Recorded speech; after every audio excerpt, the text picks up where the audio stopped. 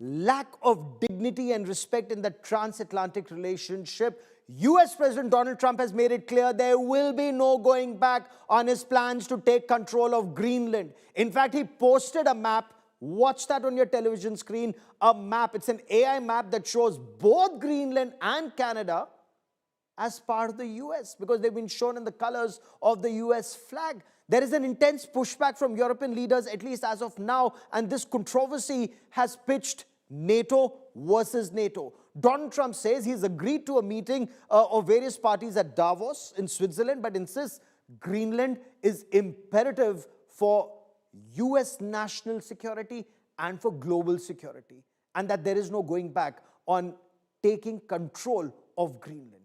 We'll get you more on the biggest transatlantic face-off over Greenland. But first, this report.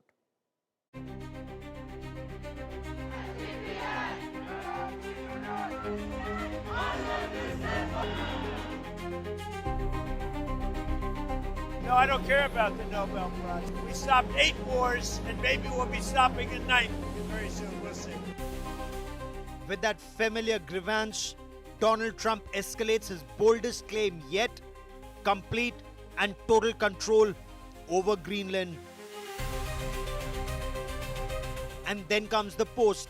US President Donald Trump shares an AI-generated map of the United States that includes Greenland, Canada, and even Venezuela, all shown as part of US territory. A provocation that has allies rattled and redraws borders with just a click. We need Greenland for national security. And if you take a look at Greenland, you look up and down the coast, you have Russian and Chinese ships all over the place. Europe has hit back and hard. EU Commission Chief calls for a new independent Europe, an upgraded Arctic strategy, and full solidarity with Denmark and Greenland. Full solidarity with Greenland and the Kingdom of Denmark. The sovereignty and integrity of their territory is non-negotiable.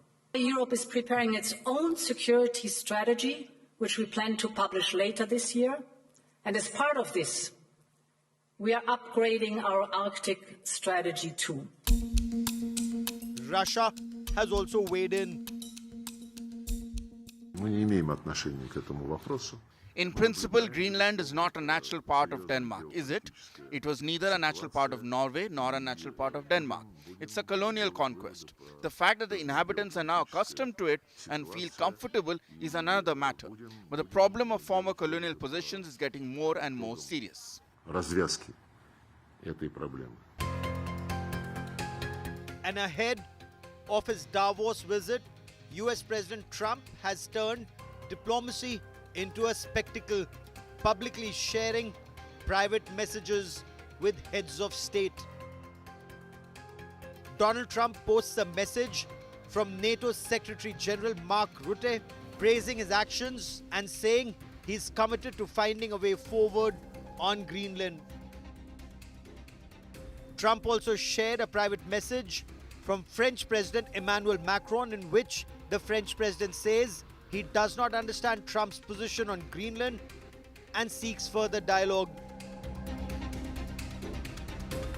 This, even as the US president threatens tariff war against France and Macron for refusing to join Trump's Gaza Board of Peace.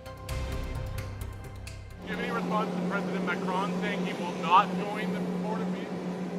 Oh, did he say that? Well, Yeah. nobody wants him because he's going to be out of office very soon. So, that's all right. What I'll do is, if they feel like Costo, I'll put a 200% tariff on his wines and champagnes, and he'll join. But he doesn't have to join. If he said that, you're probably giving it to me a little bit differently. But if he actually did say that, but as you know, he's going to be out of office in a few months. Denmark is standing tall. It has deployed soldiers. Its army chief lands in Greenland. The message: Greenland is not for sale.